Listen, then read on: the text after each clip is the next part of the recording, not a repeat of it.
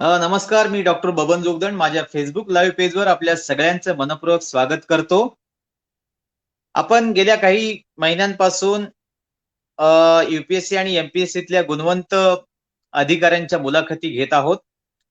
या मुलाखती घेण्याचा उद्देश असा आहे, की जे नव्याने UPSC किंवा MPSCची तयारी करणारे विद्यार्थी आहेत, त्यांना या मुलाखतीचा उपयोग व्हावा, या दृष्टिकोनातून आपण ह्या मुलाखती घेतो.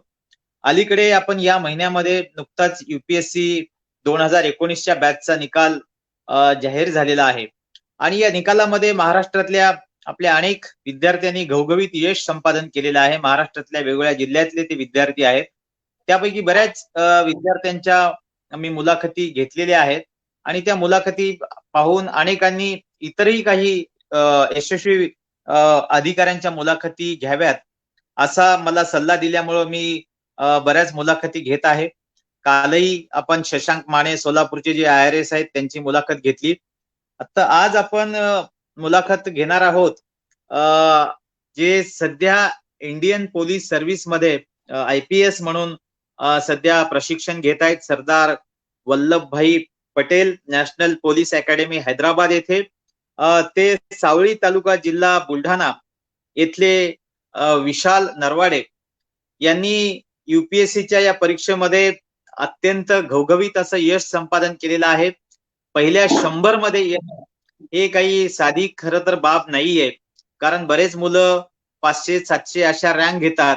पण मला आनंद वाटतो की विशाल यांनी 91 ही रँक मिळवली आहे, म्हणजे 100च्या अलीकडे.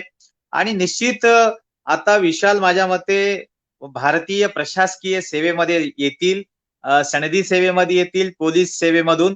कारण बऱ्याच जणांना वाटते की आपण भारतीय प्रशासकीय सेवेमध्ये यावं, कारण भारतीय प्रशासकीय सेवेमध्ये प्रचंड काम करण्याला स्कोप असतो, वेगवेगळ्या ठिकाणी पोस्टिंग मिळते आणि ही सेवा देशातली सर्वोच्च सेवा मानली जाते. म्हणून आपल्या भारतीय केंद्रीय लोकसेवा आयोगामध्ये इंडियन ऍडमिनिस्ट्रेटिव्ह सर्व्हिस, ज्याला IAS म्हणू, ती सर्व्हिस सर्वोच्च स्थानावर आहे. मी विशालजी यांचं मनपूर्वक अभिनंदन करेल की त्यांनी हे फार मोठं यश संपादन केलेलं आहे. विशेषतः बुलढाण्यासारख्या जिल्ह्यामध्ये एका खेडेगावामध्ये, सावळी तालुका जिल्हा बुलढाणा येथून, त्यांची फारशी कुठली प्रशासकीय पार्श्वभूमी नसताना वडील सहाय्यक पशुधन विकास अधिकारी आहेत आणि त्यांच्या आई अंगणवाडी शिक्षिका आहेत. तर या दोघांनी विशालला घडवलं आणि विशाल एक 2 मोठ्या परीक्षा, म्हणजे एक IAS आणि एक IPS, या दोन्ही वर्षी त्यांनी सलग यश संपादन केलेलं आहे. संपूर्ण महाराष्ट्रामध्ये विशालवर अभिनंदनाचा वर्षाव होत आहे. विशेषतः बुलढाणा जिल्ह्याला तर फार गौरव वाटतो विशालचा. दररोज विशालचे बुलढाणा जिल्ह्यामध्ये मोठमोठे सत्कार होत आहेत, अनेक समारंभ होत आहेत, अनेक मुलाखती प्रसारित होत आहेत. आणि ही गौरवाची बाब आहे की आपला महाराष्ट्रातला एक मुलगा एक इंडियन ऍडमिनिस्ट्रेटिव्ह सर्व्हिस मध्ये, भारतीय प्रशासकीय सेवेमध्ये येतोय. निश्चित विशालला महाराष्ट्र केडर मिळेल आणि महाराष्ट्रातल्या जनतेची सेवा करण्याची संधी मिळणार आहे. ही फार चांगली गोष्ट आहे. आपली ही मुलाखत खरं तर फेसबुकवर लाईव्ह काही मंडळी पाहत असते आणि नंतर पोस्ट केल्यानंतर बरीच मंडळी ही मुलाखत बघत असतात. युट्यूबच्या माध्यमातून सुद्धा ही मुलाखत आपण उपलब्ध करून देत असतो. आपण विशालच्या मुलाखतीला सुरुवात करण्यापूर्वी, आजही खरं तर विशाल बाहेर होते माझ्या मते आणि ते मुलाखत साठी आलेले आहेत.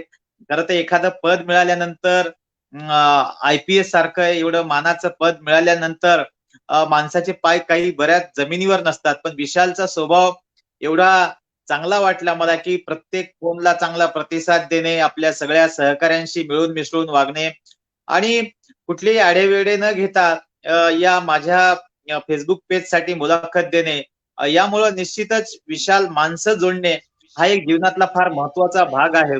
आणि म्हणून जनसंपर्क, कारण तुम्ही चांगला जनसंपर्क जर प्रस्थापित केला तर निश्चित प्रशासकीय सेवेमध्ये काम करताना तुम्हाला त्याचा फायदा होतो.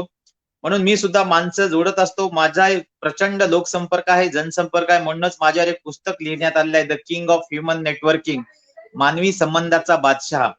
तर तुम्ही सुद्धा प्रशासनातले एक बादशाह व्हावेत अशी मला अपेक्षा आहे. आपल्या मुलाखतीला सुरुवात करण्यापूर्वी विशालजी, मला सांगा, तुम्हाला एक IPS पद मिळालेलं असताना तुम्ही परत ही युपीएससी ची परीक्षा दिलेली आहे आणि आयपीएस सोडून इकडे परत परीक्षा देण्यामागचा तुमचा काय उद्देश होता? सर्वप्रथम सर फार फार आभार की मला इथे तुम्ही बोलण्याची संधी दिली. हा माझ्यासाठी ही फार एक मोठी योगायोग आणि संधी आहे की अनेकांपर्यंत पोहोचण्याचा आणि जो संदेश माझ्या प्रवासातून मला इतरांना द्यावा वाटतो. जसं तुम्ही विचारलं की आयपीएस असतानाही आयएएस मध्ये येण्याची प्रेरणा काय होती. मी 2016 या वर्षी आयपीएस म्हणून निवड झाली आणि मागच्या 4 वर्षात ट्रेनिंगचा भाग म्हणून आमची पहिली पोस्टिंग होत असते ऍज अ एएसपी. मला मुर्शिदाबाद नावाचा जिल्हा पश्चिम बंगाल इथे मिळालं होतं. त्या 1.5 वर्षाच्या अनुभवातून मला कळालं की अनेक गरिबी मी बघितली ग्रामीण भागात.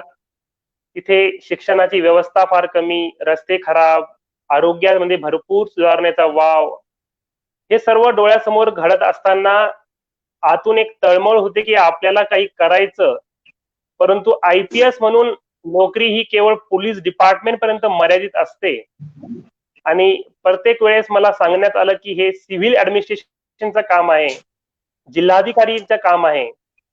ते एक फार मोठी घटना घडली की आयपीएस असताना आपल्याला जर काही करायचं आहे आपल्या शेतकरी बांधवांसाठी, शिक्षणासाठी, आरोग्यासाठी, तर नक्कीच कलेक्टर बनावं लागेल.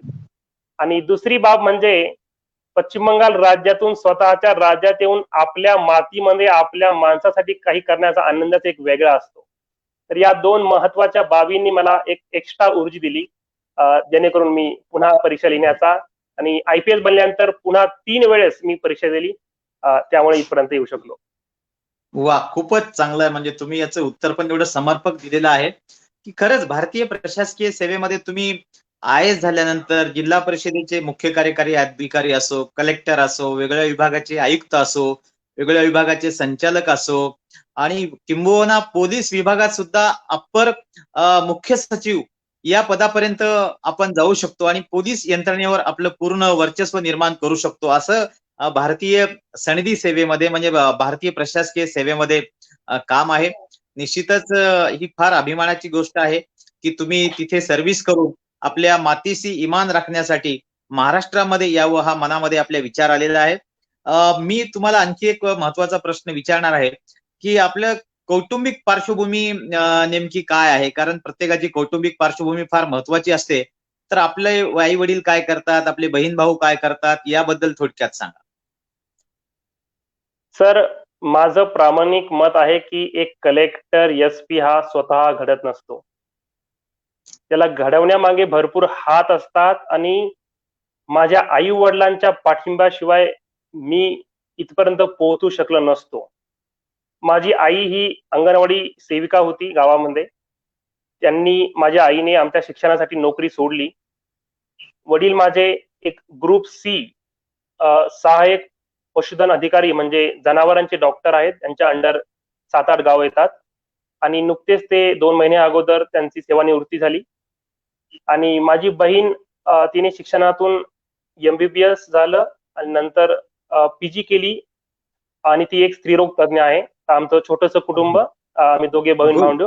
आणि मला फार अभिमानानं सांगावंसं वाटतं की ज्याच्यामध्ये काहीच कमीपणा नाही की माझ्या आई वडिलांचं नोकरी संपली पण आजही स्वतःचं घर नाही. त्यांची एकमेव गुंतवणूक ही शिक्षण आणि त्यामध्ये आम्हाला फार आनंद आहे. आजही आम्ही भाड्याने गावात राहतो, परंतु जो आनंद शिक्षणातून मिळाला तर मी आयुष्यभर आणि जन्मोजन्मी माझ्या आई वडिलांचं आभारी राहील, ज्यांनी स्वतःचं सुख त्याग करून ते आमच्या शिक्षणामध्ये त्यांनी शोधलं. फार छान. म्हणजे असे आई वडील मिळणं फार भाग्यवाची गोष्ट आहे की एका मुलाला सनदी अधिकारी आणि एक मुलगी विशेषतः वैद्यकीय क्षेत्रामध्ये पाठवलेली आहे. म्हणजे दोघाला सुद्धा समाजसेवा करण्याची फार मोठी उपलब्धी आपल्या आई वडिलांनी करून दिलेली आहे. फार त्या आई वडिलांना पण आपण खरं तर त्यांचं अभिनंदन केलं पाहिजे. आई वडिलांचं योगदान आपल्या मुलांच्या याच्यामध्ये फार मोठं असते आणि त्यांचा तसा यथोचित गौरव सन्मान होत नाही. खरं तर तुमचा जेव्हा सन्मान होतो तेव्हा तुमच्या आई वडिलांचा सन्मान व्हायला पाहिजे. फार महत्वाची गोष्ट आहे. बरं विशालजी, मला एक विचारायला आवडेल की तुमची बेसिक डिग्री काय झाली, तुम्ही 10वी 12वी कुठं केलं आणि तुम्हाला 10वी 12वी मध्ये किती मार्क्स होते, कारण बऱ्याचदा मुलं 10वी-12वीला फार हुशार असतात, काही किंवा मुलं बरोबर. नापास होऊन पण UPSC मध्ये येतात. तर तुमचा कसा शैक्षणिक प्रवास आहे? सर्वप्रथम आमच्या गावामध्ये 1500-2000 लोकसंख्येचं जे सावळी गाव आहे, तालुका जिल्हा बुलढाणा, 4थ्या वर्गापर्यंत आमच्या गावात जिल्हा परिषदची शाळा आहे. तिथे माझं शिक्षण झालं 4थ्या वर्गापर्यंत. 5वा वर्ग आणि समोर जवाहर नवोदय विद्यालय प्रत्येक जिल्ह्यात एक असतं, जे ग्रामीण भागातल्या गरजू विद्यार्थ्यांसाठी असतं. पुढचं शिक्षण माझं हे नवोदय विद्यालय इथे झालं आणि 10वी माझी ही बुलढाणा. 10वीला मला आयुष्यातले सर्वात जास्त टक्के म्हणजे 91.73, जे अगोदरही कधी आले नाही, नंतरही कधी आले नाही. मी अमरावती विभागातून 25वा मेरिट होतो 10वीला. 11वी-12वी ही राजर्षी शाहू विद्यालय लातूर पॅटर्न नावाने जे ओळखलं जातं तिथे आली. आणि डिग्री ही 2012ला झाली. त्यामध्ये मी BTech electronics and communication engineering ही डिग्री मी IIIT जबलपूर मध्य प्रदेश इथून केली. तर सांगायचा अर्थ एवढा की माझा जन्म शासकीय रुग्णालयापासून माझी प्रत्येक शिक्षण हे सरकारी शाळे आणि सरकारी कॉलेजमध्ये झालं आहे. त्यामुळे प्रायव्हेट सेक्टरमध्ये शिकलेले मुलं किंवा इंग्रजी कॉन्व्हेंटच्या शाळेत शिकलेली पोरच कलेक्टर बनू शकता, हे जे एक चुकीचा समज आणि एक ग्रामीण भागातल्या मुलामध्ये न्यूनगंड आहे, तो माझ्याप्रती एक नम्र विनंती आहे की तो तुम्ही दूर करा. जो मेहनत करेल त्याचा विजय होईल, हे एवढं नक्की खरी. त्यामुळे तुम्ही येस. कुठे शिकलात हे महत्वाचं नव्हे, तुम्ही कसं शिकला ते जास्त महत्वाचं. विशालजी, आता पूर्वीच्या म्हणजे जेव्हा तुम्ही 10वी-12वी झालात आणि शाहू कॉलेजला लातूरला होतात, लातूर पॅटर्न हा प्रसिद्ध आहे आणि तिथली बरीच मुलं MBBS म्हणजे डॉक्टर की या पेशाकडे म्हणजे वैद्यकीय शिक्षण घेण्यासाठी बरेच मुलं जात होते. आता तुमच्या मनामध्ये वैद्यकीय शिक्षण घेण्याचा असा काही विचार नव्हता का? का इंजिनियर होऊन आपल्याला IASच व्हायचं किंवा UPSC करायचे असं तुम्ही ठरवलं होतं का? जोगदंड सर, प्रामाणिकपणे मला डिग्री संपेपर्यंत कलेक्टरची परीक्षाचं माहित नव्हतं. म्हणजे कलेक्टर माहित होते, पण कलेक्टर कसं बनायचं याची माहिती माझ्यापर्यंत नव्हती. IAS चा फुल फॉर्म, IPS चा फुल फॉर्म, UPSC चा फुल फॉर्म मी डिग्री नंतर बघितला. जेव्हा कॉलेजमध्ये मला खाजगी क्षेत्राची नोकरी लागली, ती नोकरी न करता वडील म्हणले की वयाच्या 21व्या वर्षी तू नोकरी न करता उच्च शिक्षण घे. ते उच्च शिक्षणामध्ये काय करायचं तेव्हा हा मार्ग आम्ही शोधला आणि वयाच्या 21व्या वर्षी मला असं कळालं. त्यामुळे तुम्ही जे विचारलं की अगोदरपासून असं काही होतं का, खरंच असं काहीच नव्हतं. परंतु डॉक्टर बनायचं हे स्वप्न माझ्या वडिलांनीही बघितलं, कारण की ताई डॉक्टरला गेली होती. जनरली आपण इंजिनिअरिंग आणि मेडिकल असे दोन क्षेत्र बघतो. तर एक माझा प्रवास कलेक्टरचा हा अभ्यासापेक्षा मी आणि माझ्या कुटुंबाने घेतलेले लहान मोठे निर्णय, हा प्रवास निर्णय क्षमतेचा आहे, हा डिसिजनचा आहे, हे जास्त महत्वाचं. जसं की मी बघितलं की जर मी डॉक्टर बनलो असतो तर मला रोग झाल्यानंतर त्या बिमारीचा इलाज करायला मिळाला असता. पण एक कलेक्टर म्हणून ती रोग न होण्यासाठी जे प्रतिबंधक उपाय आहेत ते शासनाकडे आहे, प्रशासनाकडे आहे, जिल्हा प्रशासनाकडे आहेत. तर रोग झाला नाही त्यासाठी आपण प्रयत्न करूयात, रादर दॅन की रोग झाल्यानंतर डॉक्टर बनून जे आपल्याला करता येईल. तर अशा अनेक Good. प्रकारच्या छोट्या छोट्या गोष्टी यांना आहेत. विशालजी, UPSCचा तसा प्रवास खूप मोठा असतो. UPSCच्या प्रवासामध्ये खूप मेहनत घ्यावी लागते, कारण आपल्या देशामध्ये जवळपास 10-11 लाख लोक ही परीक्षा देत असतात आणि या 10-11 लाख लोकांमधून केवळ 800-900 ते 1000 एवढेच विद्यार्थी उत्तीर्ण होत असतात आणि देशातली सगळ्यात कठीण अशी UPSCची परीक्षा आहे. या परीक्षेचा अभ्यास आपण नेमका किती वर्षापासून करत होतात? बऱ्याच लोकांना 5 वर्ष, 6 वर्ष लागतात. काही मुलं 2-3 वर्षातच पूर्ण करतात. तर तुम्ही नेमका किती वर्ष अभ्यास केला? मला IPS बनलो हे माझ्या 3ऱ्या प्रयत्नामध्ये, कारण की मला अवेअरनेसची कमी होती. त्याच्यामुळे मी पहिल्या प्रयत्नात वयाच्या 21व्या वर्षी तयारी सुरू केली आणि 22व्या वर्षी मी पहिल्या प्रयत्नात इंटरव्ह्यू पर्यंत पोहोचलो. जसं तुम्ही सांगितलं, या परीक्षेत 3 टप्पे आहेत. पहिला टप्पा म्हणजे पूर्व परीक्षा, जिथे 8-9 लाख मुलं अपियर होतात.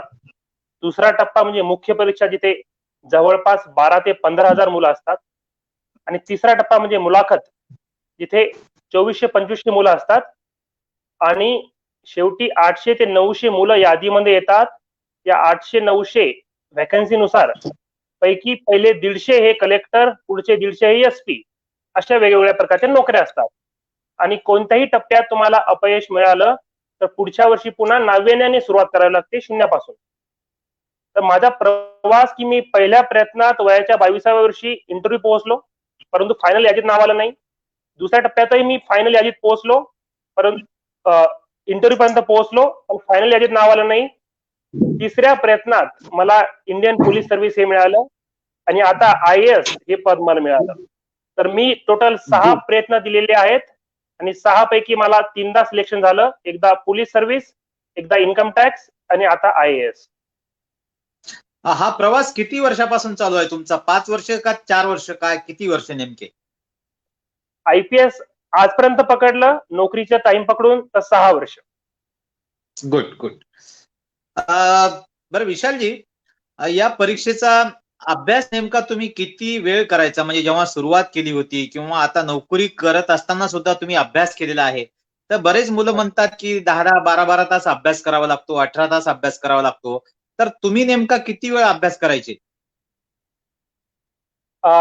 सर, प्रामाणिकपणे जर प्रॅक्टिकली बघितलं तर ज्यांनी सांगतात की 18-18 तास अभ्यास करावा लागतो कलेक्टर बनण्यासाठी, माझी सगळ्यांना विनंती आहे की त्यांना विचारावं की हे 18 तास एका दिवसाचे आहेत की एका हप्त्याचे आहेत. कारण की ही अफवा आहे, चुकीची माहिती आहे, जेणेकरून मुलांमध्ये भीती तयार होते.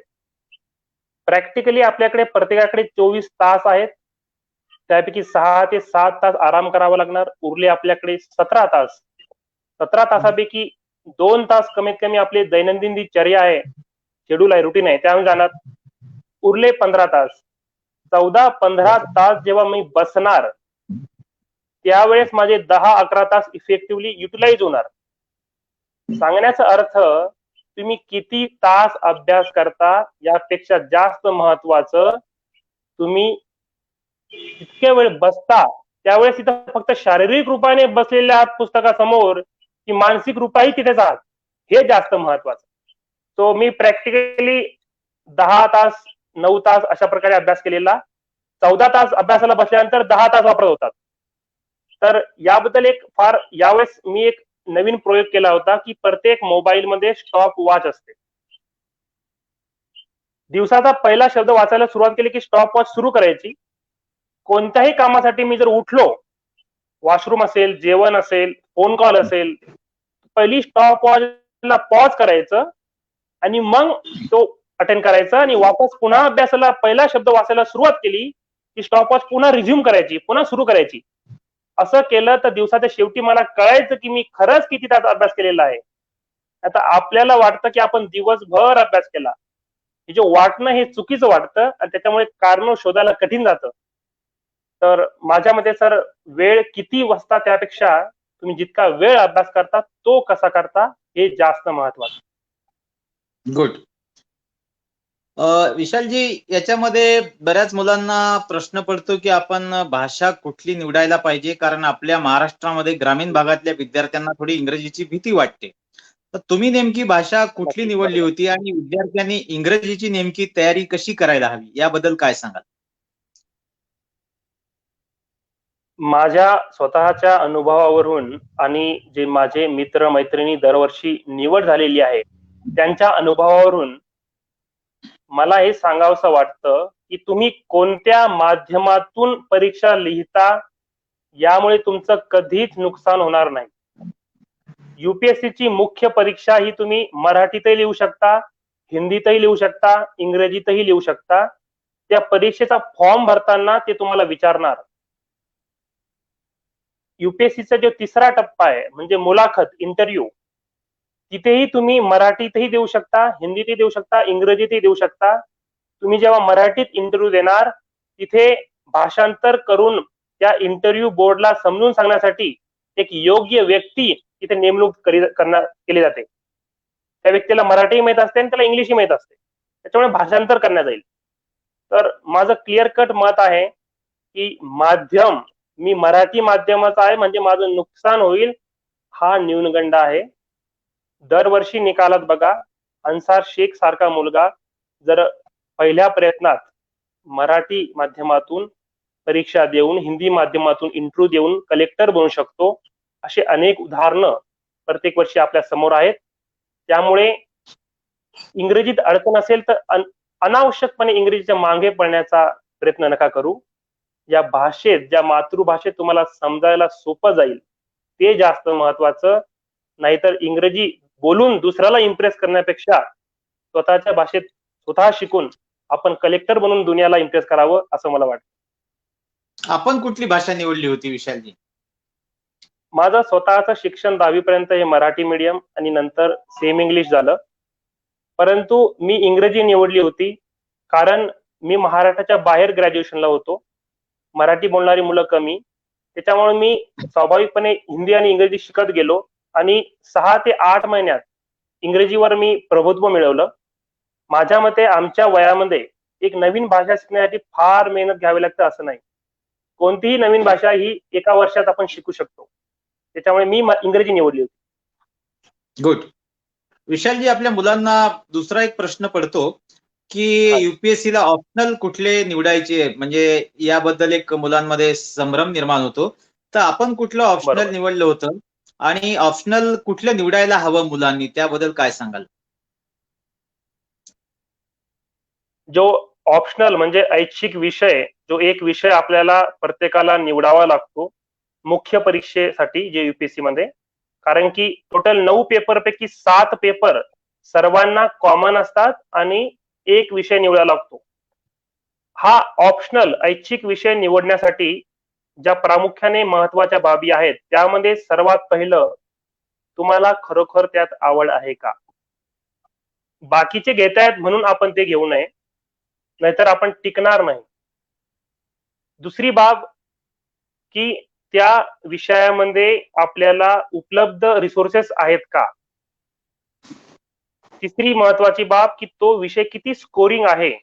अन्यथा काही सब्जेक्ट मध्ये अडचण येत आहे वर्षानुवर्ष, असे विषय निवडलं तर आपलं स्वतःचं नुकसान होईल. नंतर महत्वाची बाब की जर तुमचं ग्रॅज्युएशन कशामध्ये आहे त्याच्याशी जर काही लिंक करता आलं, तर तुम्ही बीए केलेलं आहे आर्ट्स मध्ये, तर तुम्ही हिस्ट्री, सोशलॉजी, जॉग्राफी असे विषय घेऊ शकता. तुम्ही जर बीकॉम केलेला आहे, कॉमर्स केलेला आहे, तर तुम्ही कॉमर्स हा ग्रॅज्युएशन घेऊ शकता. तुम्ही इंजिनिअरिंग मध्ये आहात आणि इंजिनिअरिंगच्या सब्जेक्ट बद्दल तुम्हाला स्वतःवर कॉन्फिडन्स असेल तर तुम्ही तेही कंटिन्यू करू शकता. मेडिकल वाले, एमबीबीएस वाले जे आहेत त्यांनी मेडिकल सायन्स हा विषय किंवा अँथ्रोपॉलॉजी सारखा विषय घेऊ शकता. सांगायचा उद्देश की ऑप्शनल निवडताना 2 महत्वाच्या गोष्टींची चाळणी करा. त्या विषयाच्या मागच्या 6-7 वर्षांचे प्रश्नपत्रिका, आणि दुसरं की त्या विषयाचा पॉइंट बाय पॉइंट युपीएससीने दिलेला सिलेबस. या 2 गोष्टीची चाळणी करा आणि आपण अगोदर नमूद केलेल्या बाबीवर लक्ष द्या. तुम्हाला ऑप्शनल निवडायला सोपं जाईल. आणि सर्वात शेवटचं, जर तरी पण कन्फ्युजन असेल तर सुरुवातीला जनरल स्टडीचं सामान्य अध्यायांची तयारी सुरू करा. त्यामध्ये अनेक विषय आहेत. तुम्हाला थोड्या वेळाने जाणवेल की या विषयापैकी तुमच्या आवडीचा विषय कोणता आहे, जेणेकरून तुम्हाला त्या विषयाला ऑप्शनल म्हणून निवडायला सोपं जाईल. गुड, फारच छान. युपीएससी मध्ये मुलाखतीला फार महत्व आहे, कारण मुलाखतीला 275 मार्क्स असतात आणि ते मार्क्स तुमच्या म्हणजे निवडीसाठी फार उपयुक्त ठरत असतात. माझ्या मते तुमची मुलाखत तर खूप चांगली गेली असेल, कारण तुमच्या बोलण्यामध्ये एवढा कॉन्फिडन्स आहे, एवढा म्हणजे खणखणीत आहे तुमचं बोलणं. त्याच्यामुळं मी मुलांना नेहमी संवाद कौशल्य या विषयावर बोलत असतो. कम्युनिकेशन स्किल फार महत्वाचं आहे, ते तुमच्यामध्ये उत्तम आहे. तर तुम्ही मुलाखतीची तयारी कशी केली? काही मॉक इंटरव्ह्यू दिले होते का, किंवा तुम्ही कुठल्या भाषेमध्ये इंटरव्ह्यू दिला? सर्वप्रथम थँक्यू सर. मुलाखतीची तयारी ही फक्त वेगळ्या प्रकारे करू नये. कारण की मी स्वतःचा अभ्यास प्रकार असा विकसित केलेला आहे की माझी पूर्व परीक्षेची आणि मुख्य परीक्षेची तयारी करता करता ही एक प्रकारे इंटरव्ह्यूची तयारी होते. कसं लहानपणी A for apple, B for bat असा अभ्यास आपण करायचो. मी आजही प्रत्येक शब्द हा बोलून बोलून वाचतो आणि अभ्यास करतो. त्यामुळे माझं बोलण्याचं कौशल्य वाढतं. मला स्वतःला एक फीडबॅक मिळतो की मी योग्य उच्चार करतोय का नाही शब्दांचा. दुसरी बाब, मुलाखतीमध्ये त्याला त्यांनी इंटरव्ह्यू न म्हणता त्याला पर्सनॅलिटी टेस्ट म्हणतात, व्यक्तिमत्व चाचणी. म्हणजे तुम्ही उत्तर किती प्रश्नांचं देता आणि किती नाही देत हे महत्वाचं नसून तुम्ही त्याला कशा प्रकारे देता ते जास्त महत्वाचं. मी 6 अटेम्प्ट दिलेत आणि 6ही वेळेस इंटरव्ह्यू दिलेला आहे युपीएससीचा.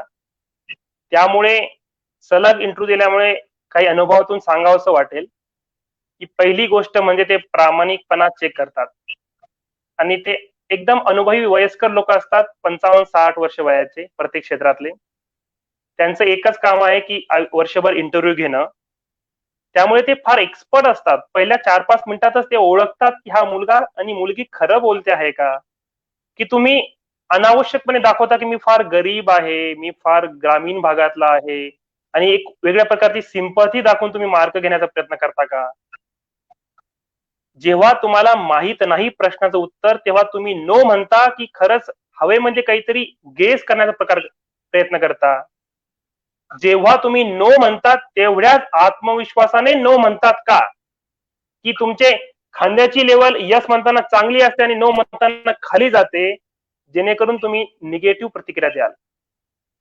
मुलाखतीमध्ये संशोधन केलेलं आहे की तुम्ही काय बोलता हे फक्त 7% मॅटर करतं. तुमची नॉन व्हर्बल कम्युनिकेशन हे 55% मॅटर करतं.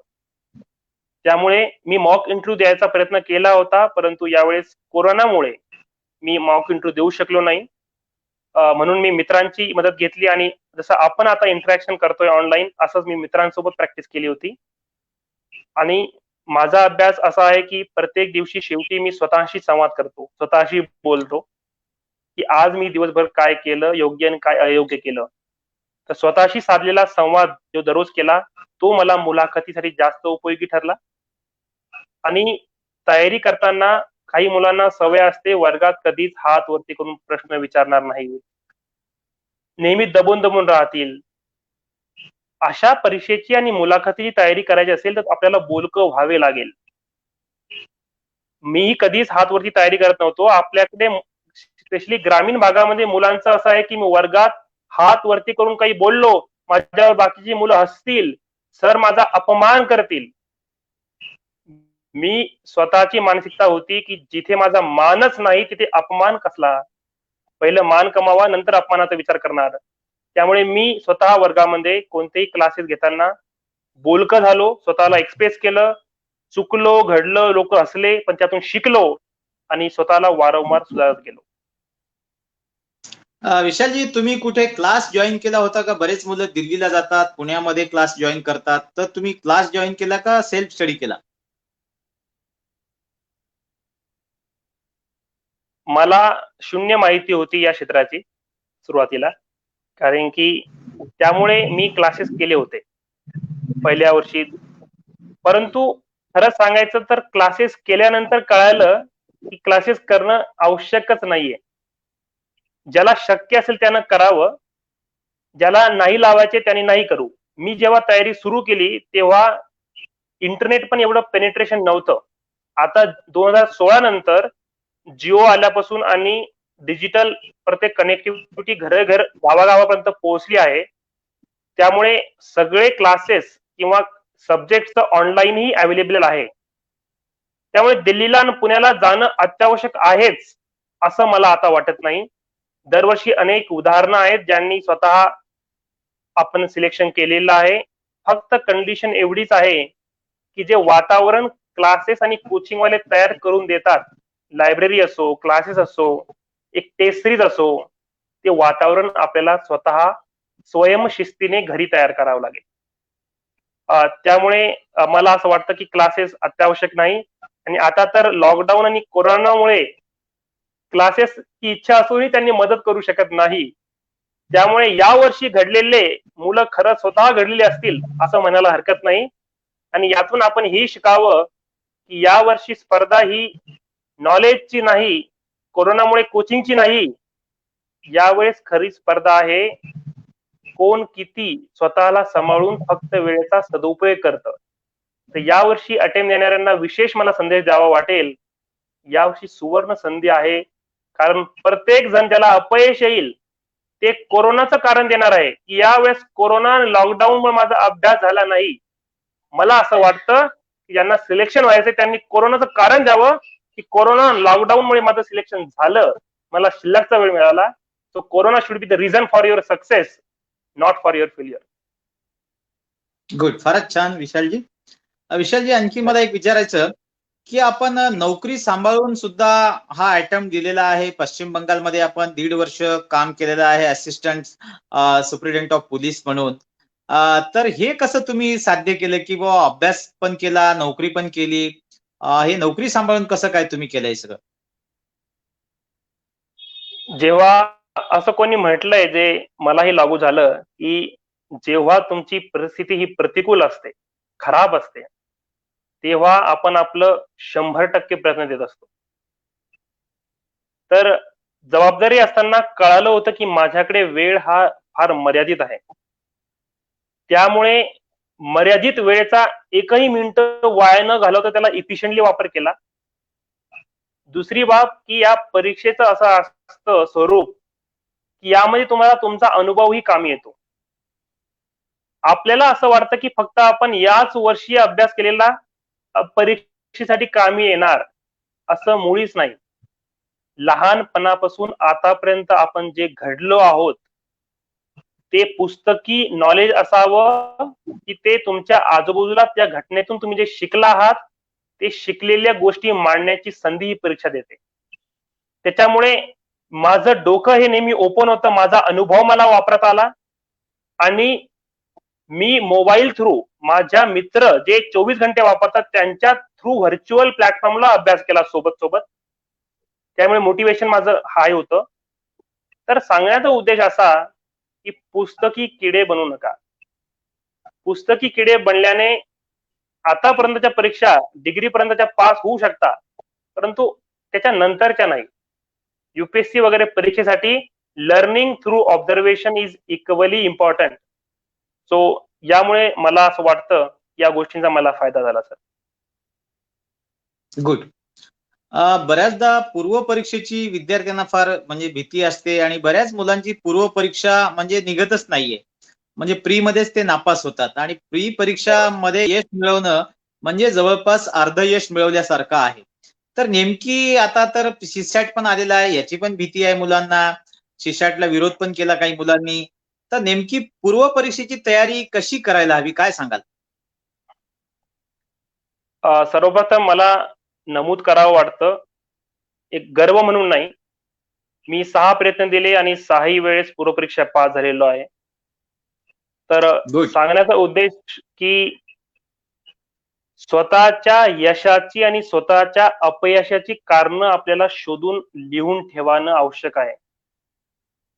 आपली टेंडन्सी काय आहे, जेव्हा आपली परीक्षा नापास होतो तेव्हाच आपण शोधतो का बरं झालं नसेल. जेव्हा पूर्वपरीक्षा पास होतो तेव्हा आपण शोधत नाही की पास का बरं झालो. त्यामुळे काय होतं की एखाद्या वेळेस यावेळेस पूर्वपरीक्षा पास झालो आणि मुख्य परीक्षेमध्ये राहून गेलो तर पुढच्या वेळेस पुन्हा पूर्वपरीक्षा पण पास होत नाहीत, असे अनेक उदाहरणं आहेत. आता पूर्वपरीक्षा कसं काढता येईल हे जे सरांनी विचारलंय, यासाठी पूर्वपरीक्षा ही ऑब्जेक्टिव्ह एक्झाम आहे. तिथे उत्तर तुमच्या समोर असणार आहे, तुम्हाला टिक करायचं आहे. ऑब्जेक्टिव्ह असल्यामुळे तुम्हाला फिल्टर कसे करायचे ऑप्शन ते स्किल येणं आवश्यक आहे. तर पूर्वपरीक्षेसाठी सांगावं लागेल पहिलं बाब की कोचिंगच्या टेस्ट सिरीजवर अवलंबून राहिल्यापेक्षा युपीएससीच्या पूर्व परीक्षेचे पेपर पुन्हा पुन्हा वारंवार चाळा, जेणेकरून तुम्हाला कळणार की कोणत्या विषयावर कोणत्या टॉपिकवर जास्त इम्फसिस आहे. दुसरी बाब की तुम्ही जे पाठांतर करता, कारण की शेवटी वाचल्यानंतर ध्यानात ठेवणं आवश्यक आहेच पूर्व परीक्षेसाठी. ते पाठांतर आपण कसे करतो? केवळ पुन्हा पुन्हा वाचून का? तो पुन्हा पुन्हा वाचणे हा एकमेव मार्ग नाही पाठांतरासाठी, ध्यानात ठेवण्यासाठी. तुमचे मार्ग हे बदला. आपले डोळे आणि आपले कान आणि या दोन गोष्टी हे दोन सर्वात महत्वाचे ऑर्गन आहेत तुम्हाला कोणतीही गोष्ट मेमरीमध्ये फीड करण्यासाठी. त्याकरता डायग्राम काढणे, नकाशा पाहणे, वेगवेगळे चार्ट बनवणे, फ्लो चार्ट बनवणे, किंवा जसं मी प्रत्येक शब्द, प्रत्येक पानावरचा प्रत्येक शब्द बोलून बोलून वाचतो, माझे बोलणं माझ्या कानाने रेकॉर्ड करतात आणि ही रेकॉर्डिंग मुळे माझं इफिशियन्सी वाढते, मला फार लंब्या वेळेसाठी ध्यानात राहणं सोपं जाते, जेणेकरून पूर्व परीक्षेसाठी मला फायदेशीर ठरतं. अजून एक महत्वाची बाब सर, की एक नवीन ट्रेंड बनलाय की रात्री उशिरापर्यंत जागून अभ्यास करायचा. माझं प्रामाणिक मत आहे की रात्र ही झोपण्यासाठी आहे आणि सकाळ दिवसभर एक कार्यासाठी आहे. या निसर्गाशी खेळून चालणार नाही. ही परीक्षा इंजिनिअरिंग सारखी, डिग्री सारखी नाही की 2-3 रात्री जागून अभ्यास करायचा आणि पास होऊन जाऊ. स्पर्धा परीक्षेमध्ये तुम्हाला वर्ष वाचलेलं ध्यानात ठेवावं लागतं. त्यासाठी योग्य तो आराम आपल्या मेंदूला देणं आवश्यक आहे. तर अकॅडमिक ऍज वेल ऍज नॉन अकॅडमिक या दोन्ही बाबीवर लक्ष द्या. पूर्व परीक्षा समोर उत्तर समोर आहे, त्याला सॉल्व्ह करण्याच्या प्रक्रियेवर लक्ष द्या की फिल्टर कसं करायचं. आपल्याला 200 पैकी 110 मार्क किंवा 100, यावर्षी तर 98 कट ऑफ आलेला आहे. फक्त 50% मार्क आणायचे आहेत.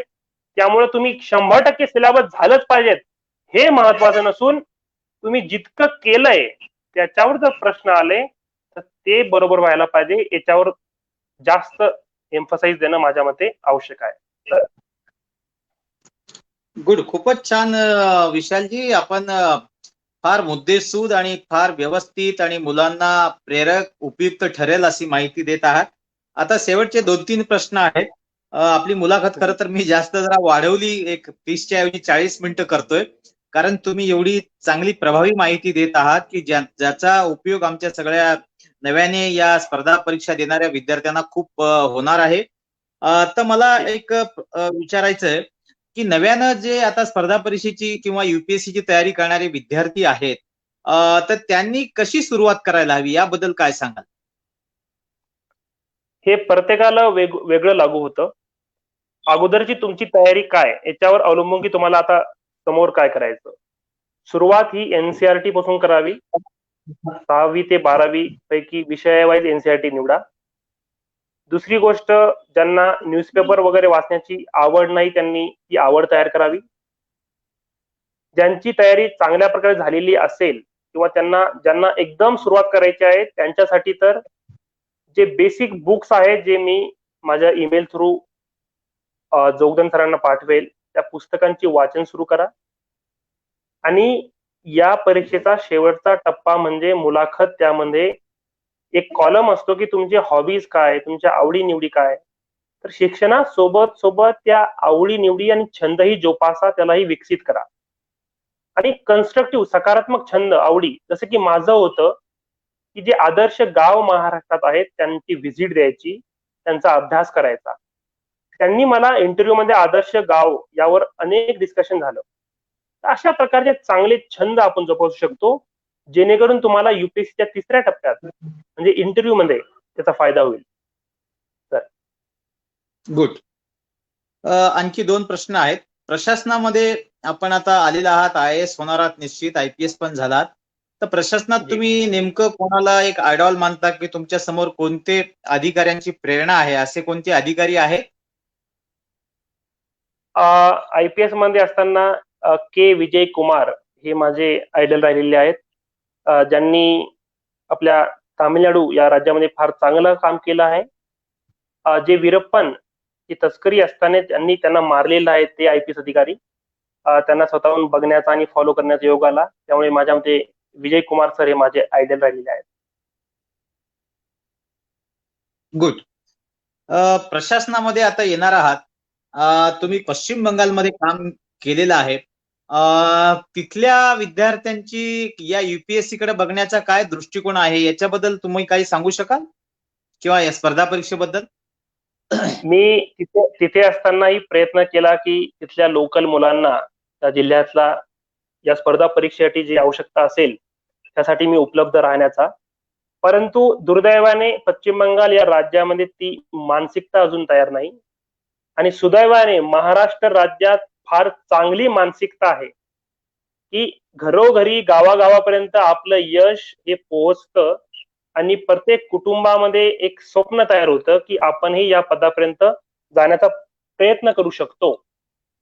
त्यामुळे महाराष्ट्राचा फार अभिमानाने सांगावं वाटतं की जनरल आपल्याकडे अशी समजूत आहे की फक्त यूपी आणि बिहारचेच लोक जास्त कलेक्टर एसपी बनतात, महाराष्ट्राचे कमी बनतात.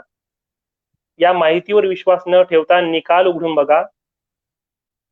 उत्तर प्रदेश या राज्यानंतर दुसऱ्या तिसऱ्या नंबरवर महाराष्ट्र राज्याचे सर्वात जास्त मुलं निवड होत आहेत. आणि दिल्ली सारख्या ठिकाणी तयारी करणाऱ्या भागामध्ये एरियामध्ये हिंदी भाषिकानंतर सर्वात जास्त तयारी करणारे विद्यार्थी हे मराठी भाषेवाले आहेत. त्यामुळे महाराष्ट्रात फार चांगलं वातावरण आहे. त्या वातावरणाचा सर्वांनी फायदा घ्यावा असं मला वाटतं. गुड. आता शेवटचा प्रश्न विचारतो तुम्हाला विशालजी. प्रशासनामध्ये आपलं काय म्हणजे ड्रीम आहे की कुठल्या क्षेत्रामध्ये तुम्ही फोकस काम करणार आहात किंवा असं कुठलं उल्लेखनीय तुम्ही कामं करणार आहात असं तुम्ही काही ठरवलंय? योगायोगाने सेम प्रश्न दुसऱ्या स्वरूपात मला युपीएससीचा इंटरव्ह्यू विचारला होता. तर मी तीन क्षेत्र हे माझे प्रामुख्याने मी काम करणार. पहिलं म्हणजे आरोग्य, दुसरं म्हणजे ज्या शिक्षणाने मला घडवलं ते शिक्षण क्षेत्र, तिसरं म्हणजे शेती आणि शेतकरी बांधवांचं कल्याण, कारण की 50% जास्त हे लोक भारताचे शेतीवर अवलंबून आहेत. 70% जास्त लोक ग्रामीण भागातले आहेत. तर मी स्वतः ग्रामीण भागातले असल्यामुळं माझं स्वप्न राहील ग्रामीण विकास आणि जिल्हा परिषदच्या शाळेत कसा पुन्हा विकास करता येईल जेणेकरून गोरगरिबांची मुलं जेव्हा जिल्हा परिषद शाळेत जातील त्यांना क्वालिटी एज्युकेशन मिळावं आणि त्यांनी माझ्यासारखं मोठी मोठी स्वप्न बघावी. गुड. खूपच छान विशालजी, तुम्ही एवढा एक 40 मिनिटाचा वेळ दिला आणि एवढं प्रदीर्घ मुलाखत दिली आणि एवढे चांगले प्रश्नांची उत्तरं दिली की जेणेकरून प्रशासनामध्ये नव्याने प्रवेश करू इच्छिणाऱ्या किंवा स्पर्धा परीक्षेची तयारी करणाऱ्या तरुणांसाठी तुमची मुलाखत अत्यंत प्रेरणादायी आहे. कारण तुम्ही एक यश मिळवलं नाही तर हे तब्बल 5 वेळा युपीएससी पास झालात, मुलाखतीपर्यंत गेलात आणि 2 वेळा नव्हे तर 3 वेळा तुम्हाला चांगले पद मिळालेले आहेत. IAS, IPS आणि IRS हे महत्वाचे पद समजल्या जातात युपीएससी मध्ये. या तिन्ही पदामध्ये तुम्ही मजल मारलेली आहे आणि ग्रामीण भागातून एका छोट्या खेड्यामधून येऊन आपण हे यश संपादन केलेलं आहे. त्याबद्दल निश्चितच संपूर्ण महाराष्ट्राला आपला अभिमान आहे. आपल्या उज्ज्वल कारकिर्दीसाठी मी शुभेच्छा देतो आणि पुनश्च आपले आभार व्यक्त करतो. थँक्यू, धन्यवाद. सर फार फार धन्यवाद की मला इथे संधी दिली. ज्या 2 वेळी ओळी आहेत ज्या मला नेहमी प्रेरित केलेल्या आहेत त्या 2 ओळींचा मी थांबेल की काय अशी गोष्ट होती ज्याने मला प्रशासनामध्ये आणलं की जीवन कसं जगावं. जगावं तर असं जगावं की इतिहासाने आपल्यासाठी एक पान राखावं. जगावं तर असं जगावं की इतिहासाने आपल्यासाठी एक पान राखावं आणि मरावं तर असं मरावं की मेल्यानंतरही तो आपल्यातच आहे असं लोकांना वाटावं. सर्वांना ही माझी प्रेरणा राहिलेली आहे. पुनश्च एकदा फार आभार आणि सर्वांना शुभेच्छा. आणि मी स्वतःला वचनबद्ध करतो की मी पुन्हा अशा प्लॅटफॉर्म थ्रू महाराष्ट्रातील सर्व विद्यार्थ्यांसाठी नेहमी उपलब्ध राहील. धन्यवाद. थँक्यू विशाल. थँक्यू.